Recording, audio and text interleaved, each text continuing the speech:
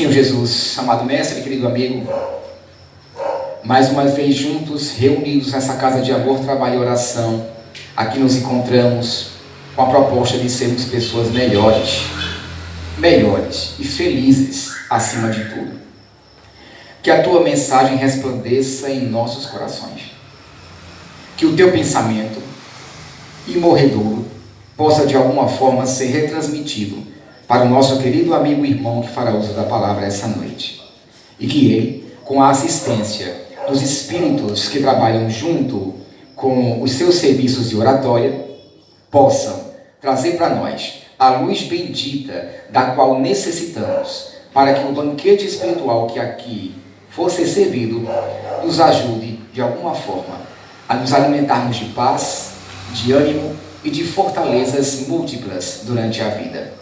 Dá-nos paz, ânimo e pedimos mais uma vez que o nosso irmão seja inspirado pela espiritualidade maior para a execução de mais um trabalho de luz, sempre com Kardec, sempre com Jesus, sempre a caminho da evolução, do amor e do crescimento espiritual. Que Deus nos abençoe ontem, hoje e para todos sempre, que assim seja. Frederico Menezes, ou Fred.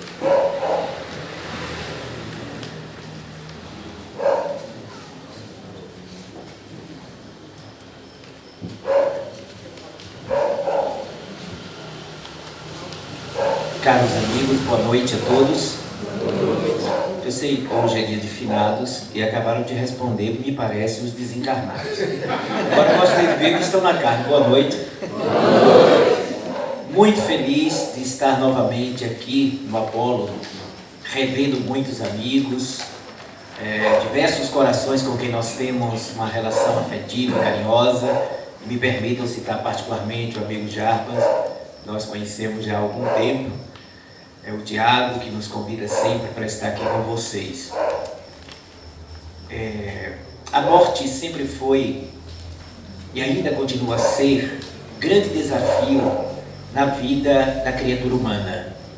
Talvez seja considerada uma das maiores dores, ou talvez a maior dor emocional que uma pessoa pode enfrentar. Se você perguntar a uma mãe, a um pai, que teve a dor de ter que levar o corpo do seu filho para uma sepultura, ele vai definir esta dor como sendo a maior de todas. O pensador, o poeta, o cantor, o cientista, o homem comum do dia a dia, ele guarda uma inquietação profunda e uma interrogação imensa a respeito do que é a morte. Porque, na verdade, a grande pergunta sobre o que é a morte significa o que é a vida.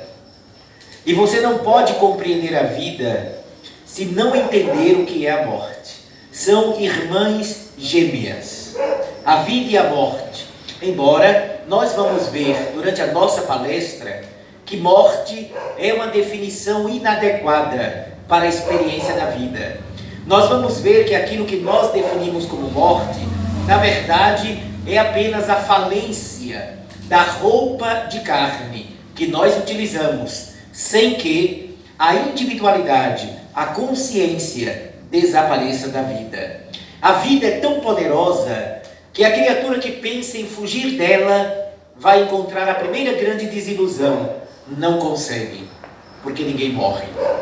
Na história da humanidade nós vamos encontrar livros das tradições mais antigas, dos povos mais remotos, abordando a questão da presença do mundo espiritual sobre os seres humanos. Você encontra isso no Antigo Egito. Nas grandes pirâmides de Quéops, Quefre, Miquerinos, nós temos hieroglifos, que são os desenhos, que é a escrita da antiguidade, mostrando que o Egito antigo já conhecia a imortalidade da alma e já conhecia que nós tínhamos um outro corpo de energia, um corpo diferente deste corpo de carne. Nós vamos encontrar o livro tibetano dos mortos, que trata da realidade da vida imortal. Nós vamos encontrar o Zen de Avesta, que também aborda a imortalidade da alma. Mas vamos falar de um livro especificamente que nós conhecemos mais de perto, nós aqui do Ocidente, é a Bíblia. A Bíblia, na verdade, é um grande canto de imortalidade da alma. É uma demonstração que a alma não morre, que o ser, o indivíduo, permanece a viver perenemente, para sempre. Por exemplo, a Bíblia já começa com o Espírito, porque inicia seu livro sagrado da seguinte maneira: e o Espírito de Deus andava sobre as águas. Nós vamos encontrar no Velho Testamento o rei Saul pedindo a pitonisa que evocasse o espírito do profeta Samuel, porque ele gostaria de perguntar ao profeta Samuel algumas questões importantes para o seu reino.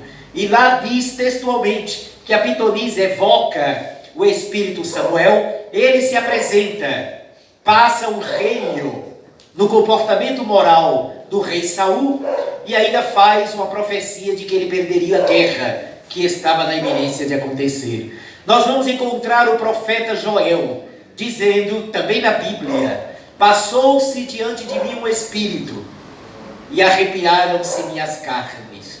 Ali está Joel na Bíblia, citando um sintoma que quem vê espírito, fantasma, assombração, espectro, se arrepia. Até hoje é assim, não é? Quando alguém está em casa, assim, televisão, que passa um vulto para a cozinha, o que é que acontece? Se arrepia. Até careca também se arrepia diante da presença do mundo espiritual. Joel na Bíblia fala a respeito disso. Passou-se diante de mim um espírito e arrepiaram-se minhas carnes. Nós vamos encontrar no próprio livro do texto sagrado da Bíblia, no Novo Testamento, Jesus conversando no Monte Tabor com dois profetas que já estavam mortos há muitos séculos, Moisés e Elias. E eram tão reais e tão palpáveis que os apóstolos propuseram a Jesus: Senhor, vamos fazer 3 tendas para que os profetas fiquem conosco.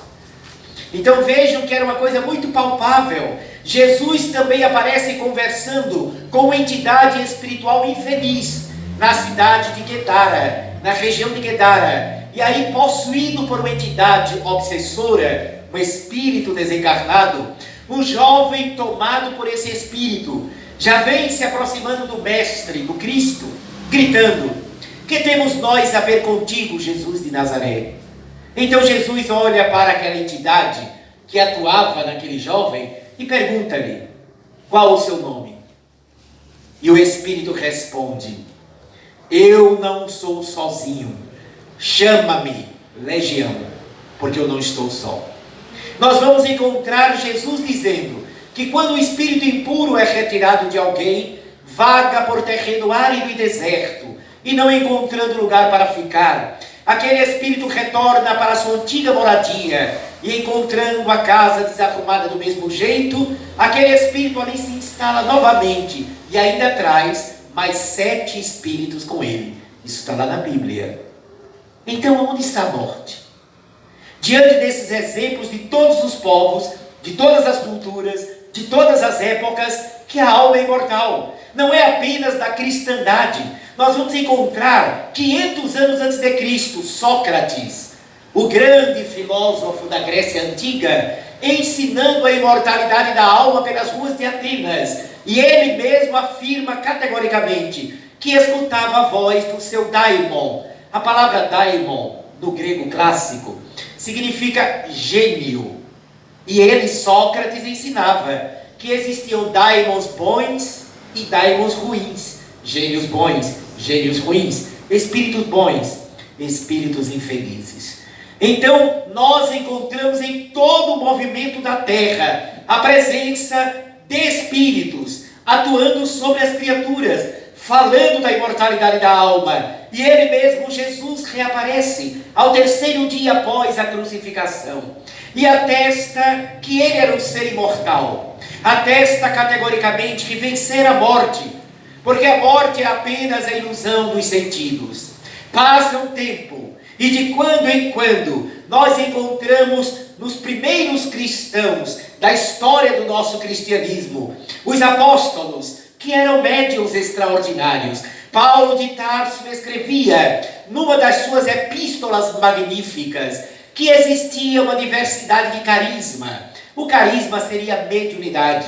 Então Paulo dizia que tinha os que profetizavam, outros falavam línguas estranhas, havia aqueles que decifravam sonhos, havia os que saíam em corpo, como João Evangelista, que nos trouxe o Apocalipse, quando ele estava na ilha de Pátimos, exilado. Então narra João Evangelista: fui arrebatado em espírito, e a voz do trovão me falou. Ali nós temos dois aspectos da mediunidade e da imortalidade da alma. João foi retirado do corpo, fui arrebatado em espírito. E fora do corpo, ele teve um fenômeno de audição espiritual, porque ele escutou uma voz que lhe falava a respeito do futuro, e começou a enxergar numa tela expressões da vida do futuro, o Apocalipse, que significa renascimento, esperança, recomeço. A gente associa Apocalipse à tragédia, morte, coisas violentas, mas não é este o sentido da palavra Apocalipse. Então a questão da imortalidade da alma, ela é pujante na história da nossa terra. Vamos encontrar depois dos apóstolos, que eram extraordinárias janelas abertas para o mundo espiritual, nós vamos encontrar Jeanne d'Arc, dizendo que ouvia e via os anjos do Senhor, narravam o seu contato com o mundo espiritual. Francisco de Assis, que foi um médium magnífico, não apenas médium de cura, porque ele curava leprosos, curou criaturas com enfermidades terríveis, mas ele ouvia o mundo espiritual, ele ouviu a voz do Senhor que lhe pediu: Francisco, reconstrói a minha igreja. Ele ouviu mais de uma vez o apelo do mundo transcendente, como que demonstrando na história que nós precisamos a ter um outro olhar sobre a vida, sobre o mundo e sobre nós mesmos. Passado alguns séculos, adiantando-nos no tempo, nós vamos encontrar na história da humanidade, no século XIX, a grande invasão e revolução invisível, realizada por seres invisíveis, que através da utilização das mãos, das pancadas das paredes, das mesas que giravam, das mãos de garotas adolescentes de 12, 13, 14, 15 anos de idade, esses seres invisíveis começaram a abalar toda a Europa e os Estados Unidos da América do Norte, através de fenômenos que perturbavam de início a vida dos lares e das famílias. Em um encontro com essas mesas que giravam, o senhor Allan Kardec perguntou àquelas criaturas invisíveis: quem são vocês? A pergunta do grande codificador recebeu uma resposta iluminativa. Olha o que os seres estranhos responderam a Allan Kardec: nós somos as almas dos homens que viveram na Terra. E a partir daí, quando Kardec observava que uma garota de 13 anos de idade lhe respondia e assinava Sócrates, Santo Agostinho, Pascal, Antônio de Pádua, São Vicente de Paula, dando respostas profundas e elevadas, o codificador se apercebeu que ali estava, provavelmente, naqueles fenômenos que nós chamamos hoje de mediunidade, a resposta para as graves questões que sempre atormentaram a alma humana. De onde nós viemos? Para onde nós vamos depois que passamos pelo beijo da sepultura? A resposta vem de seres invisíveis.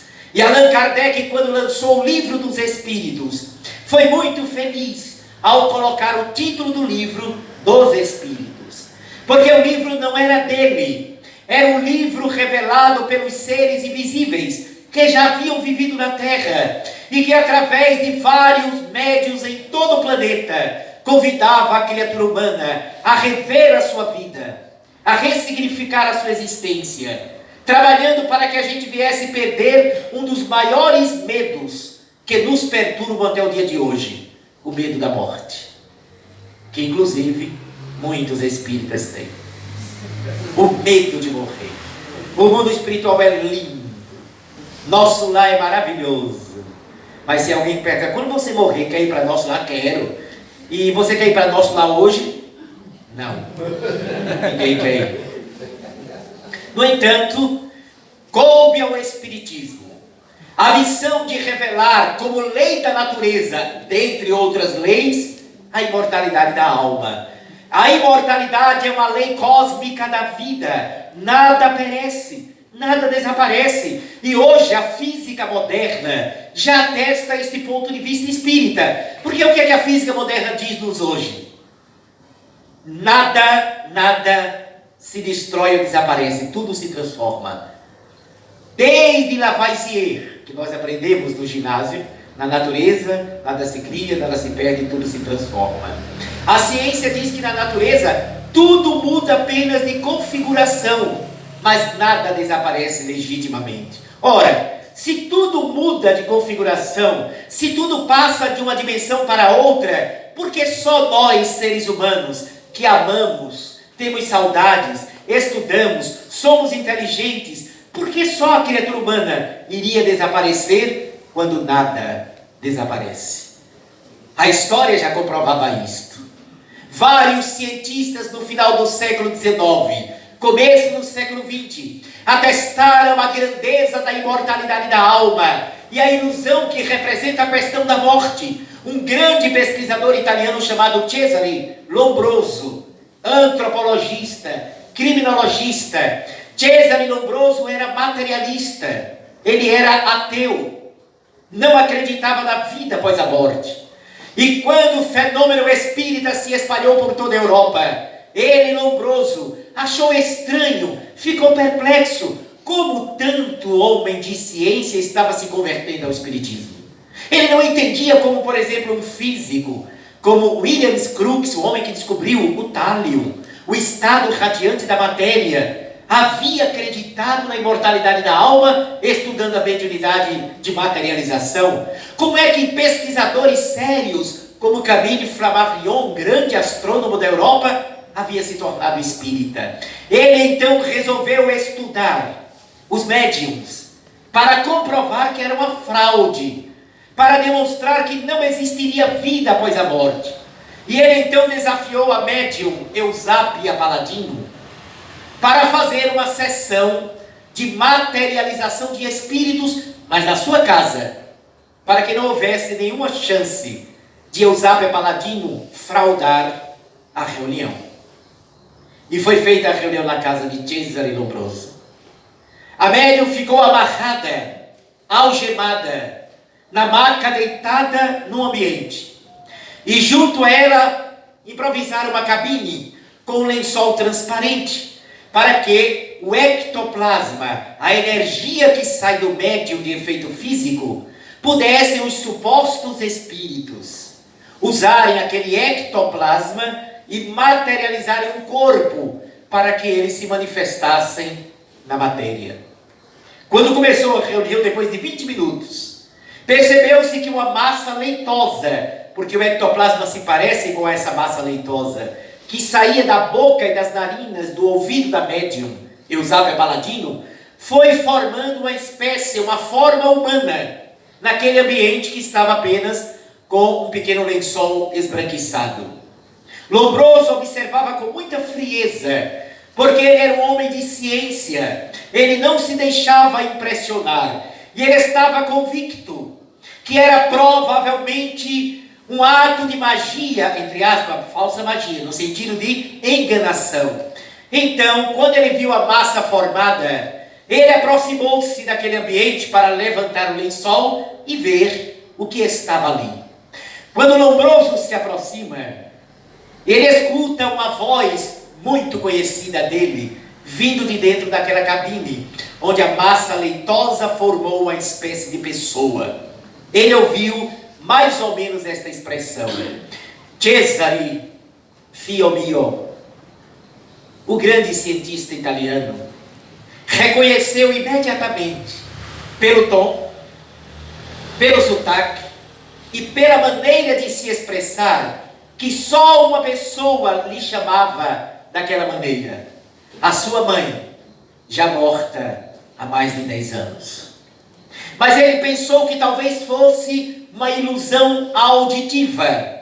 Ele então levantou o lençol transparente e ali estava uma forma humanizada, esbranquiçada, mas não dava para ver o rosto, porque aquela forma materializada estava com o lenço branco caindo sobre a face. Lombroso se aproximou e escutou de novo a mesma expressão: Cesare, figlio mio. Ele então, já um tanto trêmulo, levantou o véu que cobria a face daquele ser estranho. E quando levantou, a emoção tomou conta do grande cientista. Ali estava, materializada, a sua mãe, que conversou com ele brevemente, porque a força não demora muito tempo, e ele atestou veementemente que o espiritismo, ou os fenômenos espíritas, era uma realidade. E o antes materialista escreveu vários livros em defesa dos fenômenos espíritas, escreveu vários livros sobre materialização de almas e tornou-se um dos maiores paladinos da imortalidade da alma no campo da ciência. Nos dias atuais, sem falarmos dos médiums, nós temos aqueles casos, não sei se vocês já viram, aqueles casos de pessoas que eram dadas como mortas, mas que voltam à vida, fenômeno de EQM. Pessoas que sofrem um acidente de automóvel, ou faz uma cirurgia, tem um choque anafilático. Essas pessoas, elas narram, ou receberam um choque através de raio. Tem vários casos dessa natureza. Essas criaturas são dadas como mortas, ou os médicos dizem que elas morreram durante 15 minutos, 10 minutos, 20 minutos. Só que quando essas pessoas retornam, elas narram coisas estranhas para os médicos. Eles dizem assim, quase todos eles: eu me vi arrancado do corpo, olhei e vi meu corpo lá embaixo, e vi os médicos tentando me ressuscitar. Depois, olhei para o alto e vi uma espécie de luz que me atraía. Viajei numa alta velocidade, penetrei no túnel, até que quando alcancei aquela luz eu senti um amor, uma calidez, um agasalhamento, um acolhimento. Aquela luz era apenas amor. Muitos deles narram que encontraram, nesse breve instante que chegaram no limiar da vida espiritual, narram que reencontraram um tio, o pai, a mãe, um avô, às vezes um filho, que desencarnou com meses de idade. Eles narram que a partir dessa experiência, quando voltam para a Terra, eles narram que não queriam voltar, que lá era maravilhoso, sentiam-se com vida plena.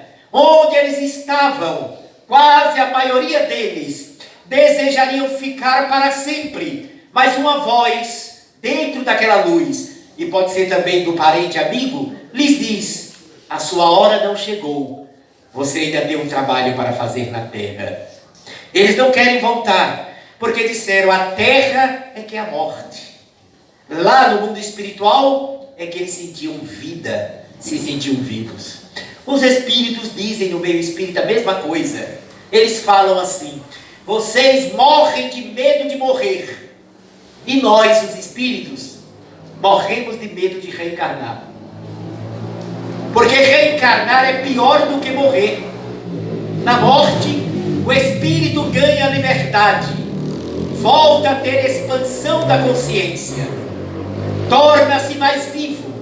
Na reencarnação, nós voltamos para a matéria, nós restringimos o nosso poder e tornamos-nos criaturas inseguras, temerosas, medrosas. O medo é uma das características do nosso atraso espiritual. Por que nós somos tão medrosos? Porque a nossa consciência ainda não sente como Deus nos protege e tem um amor incondicional. A gente tem medo de morrer porque temos dramas de consciência. Com exceção de vocês que moram aqui em Bezerros, a maioria das pessoas tudo tem pecado. Por que vocês riram, hein? Então muitos temem a morte porque todos nós tememos de alguma forma uma espécie de tribunal. Tememos o mundo espiritual porque somos ignorantes, no sentido de desconhecer a nossa origem, porque nós somos espíritos, viemos de lá, e a nossa destinação, vamos voltar para lá. Nenhum de nós vai ficar aqui, porque o nosso mundo real, em o livro dos Espíritos, Allan Kardec perguntou, se a Terra desaparecesse, o que aconteceria com o mundo espiritual? Resposta, nada. A Terra vai desaparecer porque é matéria. Um dia, daqui a bilhões de anos, a Terra morre. Porém, o mundo espiritual nunca desaparece, porque é o mundo normal, primitivo, é a nossa pátria de origem. Nós não nascemos com berço, nós não desapareceremos com a sepultura. Nós viemos de lá, vamos voltar para lá. Eu tive a oportunidade de contar essa sexta-feira, ontem, fazendo a palestra nesse congresso que o nosso amigo citou lá na Bahia. Eu contei uma experiência que aconteceu lá em Recife. Não sei se vocês sabem, tem uma parada de ônibus perto do shopping Itacaruna, que já teve muitos assaltos ali. Agora já melhorou bastante. Mas era prática rotineira. Quem estava esperando o ônibus ali era assaltado.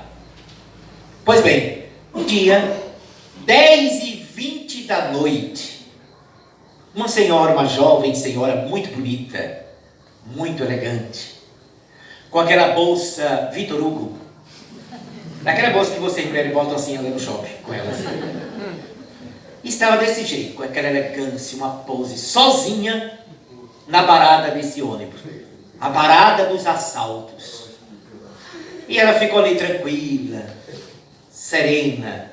De repente, saiu do manguezal o assaltante, com um revólver enorme, e já foi gritando para ela: passe a bolsa e o dinheiro, senão eu estouro os seus miolos. Para a surpresa do assaltante, a mulher não se perturbou, manteve-se serena, tranquila, calma. E aí o assaltante, irritado, repetiu a ameaça: se você não me der essa bolsa agora, fica sem a cabeça. E a mulher então olhou para o assaltante com muita tranquilidade e disse: a vida é muito engraçada. Quando eu era viva, nunca fui assaltada. Agora, depois de morta, dizem que o assaltante corre até hoje. Até assaltante morre de medo de espírito. Se é verdade ou não, eu não sei, mas corre esta lenda naquela região. Então, essa experiência, seja na base da craveira comum das ideias das pessoas do populacho, seja nas pesquisas da ciência, cada vez mais a questão da imortalidade se patenteia. Então, os fenômenos de quase morte servem e têm servido, primeiro, para fazer com que as pessoas que passam por essa experiência percam o seu medo de morrer. Segundo, ganhem mais segurança perante a vida, porque descobriram que Deus está à frente de tudo. Sentiram o amor incondicional do Criador.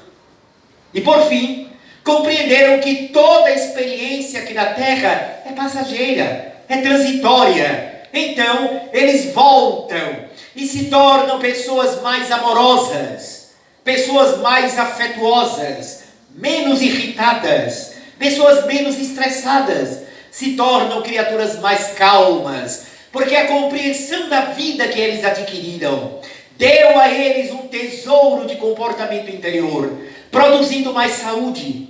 Essas pessoas que passaram pela quase morte compreenderam, por exemplo, que doença e saúde dependem das nossas escolhas emocionais. A medicina hoje diz o quê? Olha só, quando você tem compaixão, generosidade, amor, solidariedade, a gente produz mais uma coisa chamada ocitocina, dopamina, serotonina, que são elementos bioquímicos que geram prazer, felicidade e bem-estar na gente. Por isso que quando você está amando, você sente prazer, você se sente bem. O contrário, quando você se irrita, quando você é estressado, ou quando cultivamos o egoísmo profundo, a gente produz um elemento, um hormônio chamado cortisol, que é conhecido como hormônio da agressividade. que realimenta o nosso estado de infelicidade. Então, essas criaturas, quando voltam do mundo espiritual, retomam a vida física deles aqui, eles voltam com a certeza iminente de que a grande missão de todos nós é cantar a imortalidade da alma e viver de maneira amorosa para ter mais saúde e fazer mais pessoas compreenderem que a finalidade da vida não é ter coisas, é tornar-se. A finalidade da nossa existência na carne não é possuir pessoas ou coisas, é ser. Enquanto a gente não amadurecer para compreender que devemos ser, seremos prisioneiros da falsa sensação da felicidade. O que é a falsa sensação da felicidade? É o sucesso material, é ter muito dinheiro, é ter bens materiais, é ter pessoas sob o seu domínio. Isso é uma falsa felicidade, porque pode a primeiro momento gerar prazer, mas não gera a consciência de si mesmo. E aquilo que se tem, que não é perene, que é transitório, tudo aquilo que a alma não pode levar quando morre, é transitório. Isto não gera verdadeira felicidade, gera prazer momentâneo. A não ser que alguém aqui já tenha descoberto o poder de, ao morrer, levar a casa, o carro. Né? Não leva nem a esposa nem o marido, que também não quer ir. Vale salientar. Então essas criaturas que entram em contato com o mundo espiritual, de onde nós viemos e para onde nós vamos, desenvolvem um nível de vida mais profundo. Será que a nossa vida é mais profunda? Por que é que a gente tem tantos conflitos? Porque a nossa vida não tem a profundidade espiritual. Nós vivemos cheio de conflitos. Quando a gente pega, vejam, a maioria dos conflitos que a gente cultiva são coisas que perfeitamente poderíamos não ter. Por quê? Os conflitos nascem de quê? Alguns deles vão dar o exemplo. O olhar dos outros sobre a gente, como nos incomoda. Como é que fulano me vê? Fulano falou isso de mim. Como isso perturba as pessoas. O sucesso material, o bem-estar, o campo profissional, que é importante, mas se você foca apenas nisto, você vai ver que vai entrar em conflito, porque aquilo que você consegue possuir não vai preencher a nossa realidade profunda. O que preenche é o senso do ser imortal. Aquilo que, qualquer momento que você for chamado para retorno ao grande lar, você vai poder levar, que são as construções ou os construtos da amizade, da solidariedade, da fraternidade, do conhecimento do outro, da proximidade com as outras pessoas. Gente, tá legal ou tá chato a abordagem? Tá bom? Tá mesmo? Pronto, o objetivo é quando terminar aqui vocês estarem tudinho prontinho para morrer. Mas vamos chegar lá. Para as tradições normais, a morte seria um mergulho na escuridão. Seria um mergulho no nada para o descrente. Para quem segue religiões tradicionalmente, embora todas as religiões sejam nobres, respeitáveis, dignas e credoras do nosso respeito, infelizmente, a grande maioria delas não consegue responder de maneira concreta o que acontece com a pessoa depois da morte. Há muitas dúvidas. Né? Por exemplo, morrer, uma diz assim, quando você morre, se foi uma criatura boa, pura, sem pecado, vai para o céu. Então 99,9% já dançou aí. Se foi pecador e não se redimiu, vai para onde? O inferno. Alguns que nem pecaram tanto, mas também tiveram muitas virtudes, vão para o purgatório.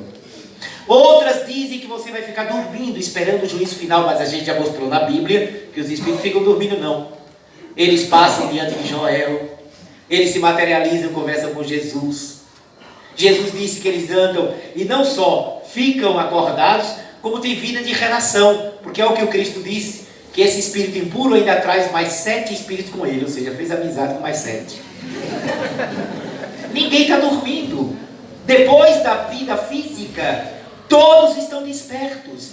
A doutrina espírita mostra que a vida imediata depois da carne, ela é essencialmente muito parecida com o que a gente tem aqui. Claro, com a diferença de ser talhada em fluidos, portanto, numa matéria mais delicada do que essa matéria que a gente tem aqui. Quanto mais próximo é o mundo espiritual da Terra, tem muita semelhança com o que a gente possui aqui. À medida que a alma se desenvolve, que o espírito progride, vai acessando mais luz e passando para mundos espirituais, que detêm cores, elementos, objetos, realidades que não tem aqui na Terra. Existem cores no mundo espiritual que nós não possuímos aqui no planeta. Existe uma musicalidade que nós não temos aqui. Existe uma beleza que nós não possuímos no planeta. Então, quanto mais afastado do mundo físico, mais o mundo espiritual vai ficando diferente do mundo que conhecemos. Mas Deus é tão misericordioso que quando a gente deixa o corpo físico, para que a gente não enlouqueça, a gente abre os olhos e encontra uma realidade muito parecida com o que a gente tem. Porque do jeito que a gente é despreparado, imagina você morrer, abrir os olhos e não ver nada que você conhece, nenhum elemento, você morre de novo. Então a bondade divina faz com que o mundo, as esferas espirituais mais próximas, é só ler o livro. Alguém aqui já leu o livro nosso lá? Quem leu? Uma parte. Quem viu o filme? A gente não lê muito não, né? O filme quase todo mundo levantou. Então, aquela realidade de nosso lar, que é uma realidade, você vê que lá você encontra árvores nos padrões que nós temos aqui, claro que mais embelezadas, gramas, gramíneas, flores, casas, veículos. Mas mesmo a cidade nosso lar é uma cidade que está localizada próxima à terra, na chamada umbral superior. E lá existem até alguns elementos que nós não temos aqui. Lembram do aeróbus? Um nome que André Luiz criou para fazer a gente entender aquele veículo que ele encontrou na cidade espiritual nosso lar. Veículo que é um grande funicular com antenas pegando em coisas que ele não enxergava. Mas é só para fazer a gente entender. Não é que aquilo é aquilo que ele está descrevendo. É porque a gente não tem referência aqui na Terra. Imagine você dizer para uma pessoa que não tem os olhos desde nascença. Como é que você vai dizer para uma pessoa que é cega de nascença o que é o amanhecer? Ou o que é a cor amarela? Você vai ter que procurar ideias que aproximem da ideia que dê o amarelo. Aí você pode dizer, você já sentiu calor? Aí ele vai dizer, já. Pois é, o amarelo lembra muito calor. Mas o amarelo não é o calor.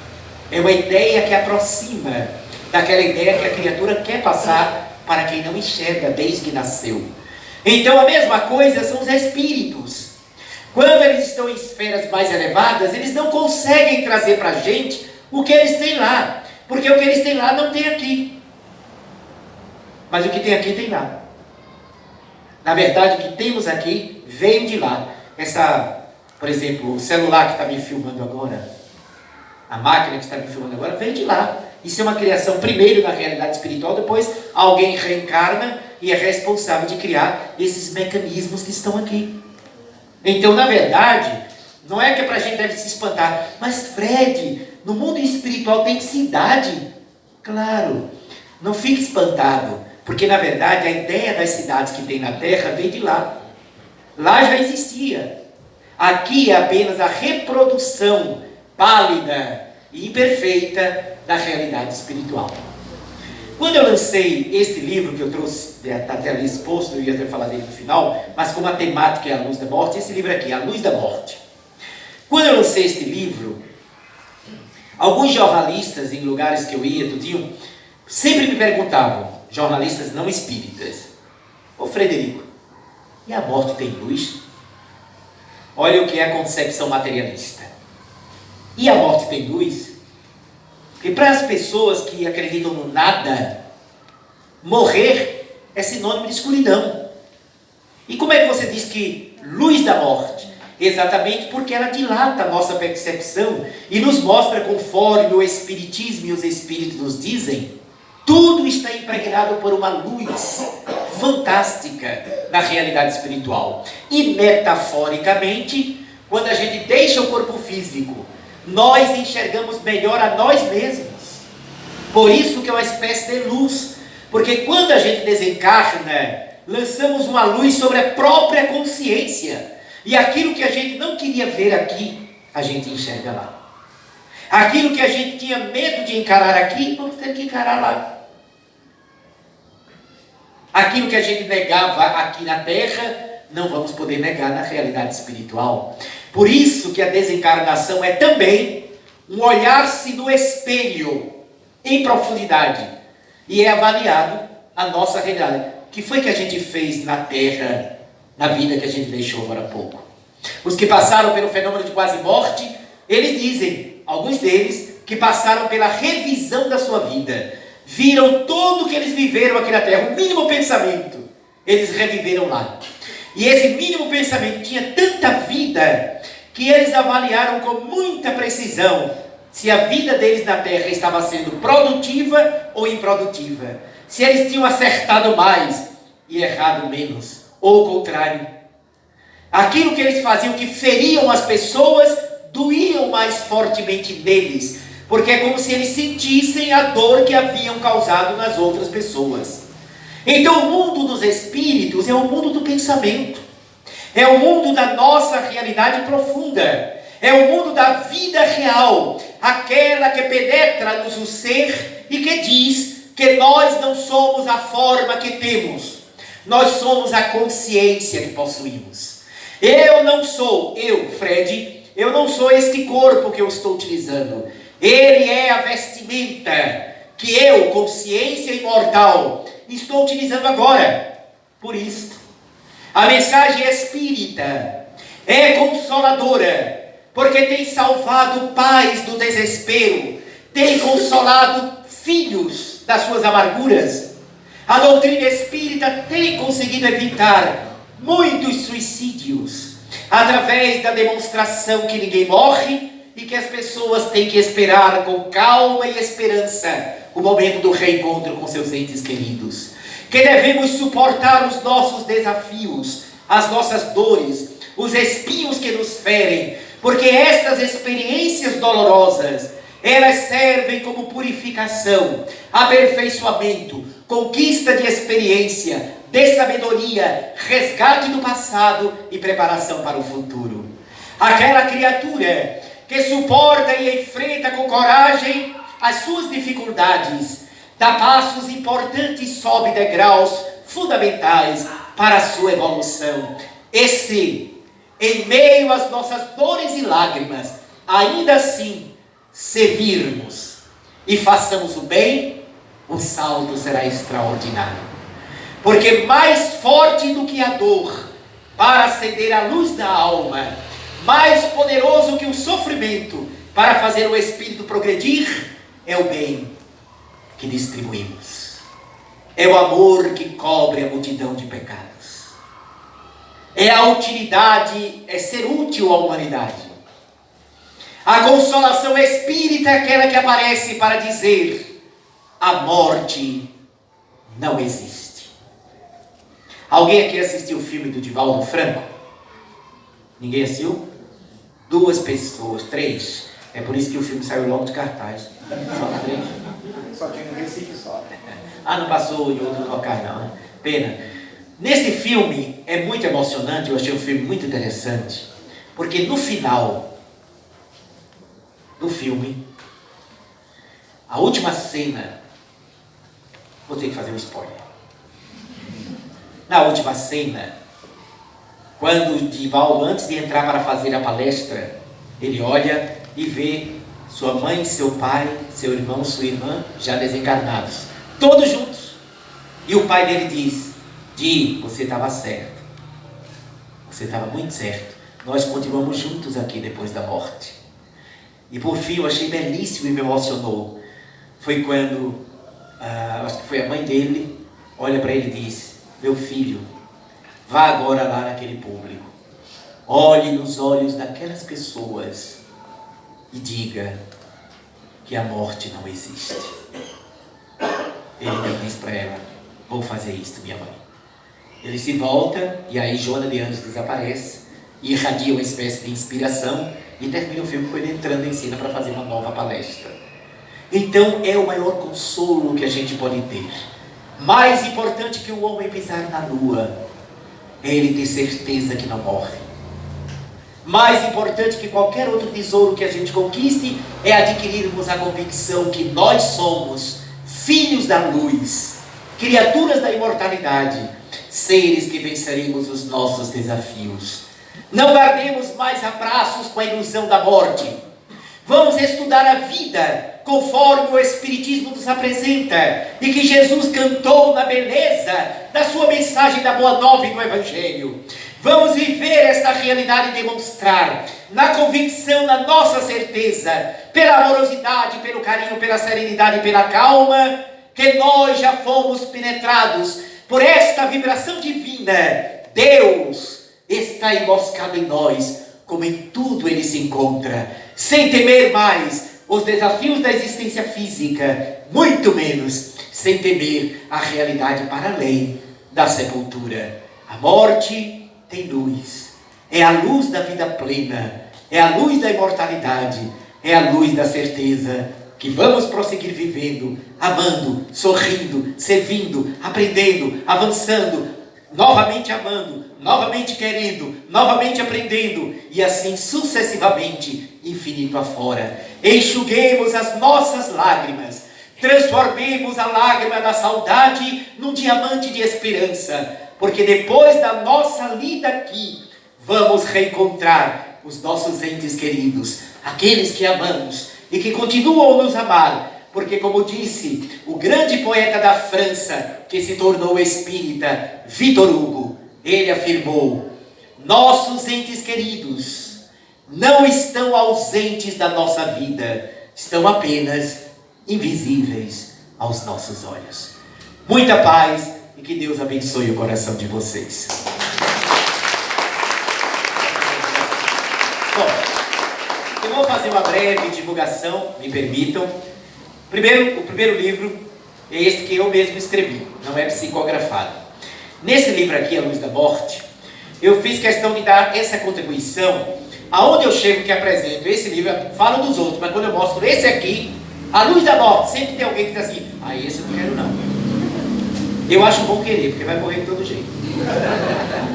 Não é melhor morrer sabendo do que ignorante? Então, olha os temas que vocês vão encontrar aqui, se alguém desejar adquirir.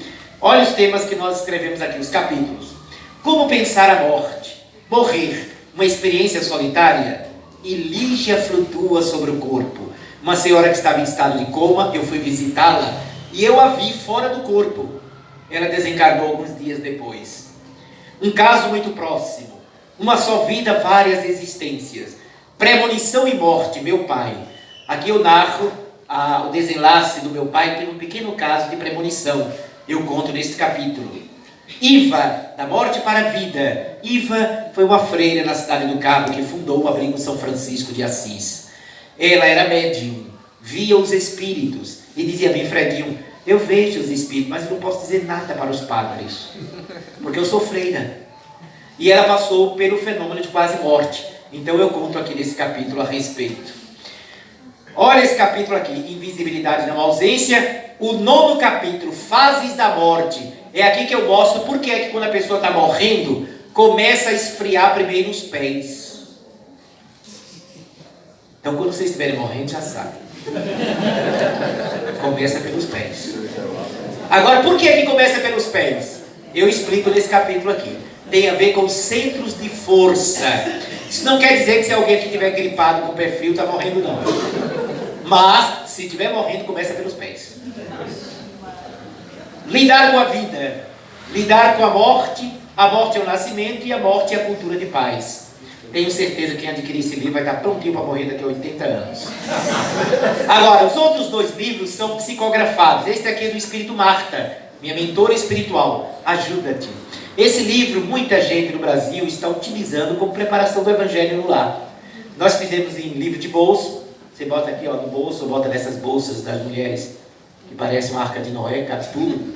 Olha só o que vocês vão encontrar aqui, o que Marta escreveu para a gente no dia a dia. Ajuda-te perante a dor, sombras, egolatria, apego, autoestima, ira, luta, alegria, misericórdia, calma, em família, sofrer por antecipação, doenças, não julgueis, recomeçar, ganhos e perdas, quando a lágrima cair, como Deus te ouve, conversa, medo, vence a ti mesmo, fugas, o caminho, pensa neles, se erraste, caminhos para a felicidade, a luz de Assis e a oração de São Francisco. O outro livro, esse é um lançamento, Os Filhos de Lázaro. Psicografamos este livro, são espíritos que na Terra, na sua última encarnação, tiveram hanseníase, a antiga lepra. 99% dos espíritos que escreveram viveram aqui em Pernambuco, em Paulista, na colônia da Miroeira. Só 3 espíritos não viveram aqui no estado. Um em São Paulo, outro em Goiás, e Marta, minha mentora, que na época do Cristo ela desencarnou com hanseníase. Então os 3 livros estão expostos ali. Se alguém se interessar em conhecer, quiser adquirir, e se quiser uma dedicatória, terei imenso prazer em colocar. Para todos nós, a alegria de viver para sempre. Deus nos abençoe. Eu vim fazer prece? Então vamos orar, fazer a nossa oração.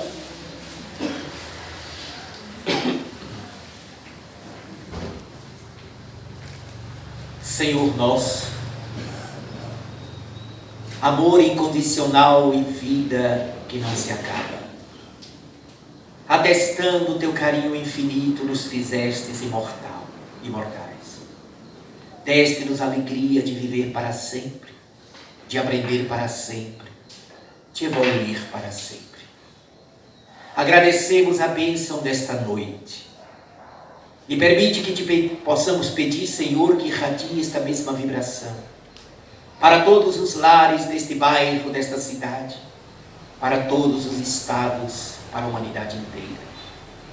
Aonde existir o sofrimento, a amargura, a lágrima e a dor, derrama a serenidade deste instante nos filhos do sofrimento e da dor. E estimula-nos, Senhor, para que possamos, na nossa jornada, servir a causa da luz, superando as nossas dificuldades, acender em nós mesmos a luz da esperança. E permite que possamos te dizer, com a alma em festa e o coração emocionado, fica conosco e nos abençoa hoje, agora e sempre.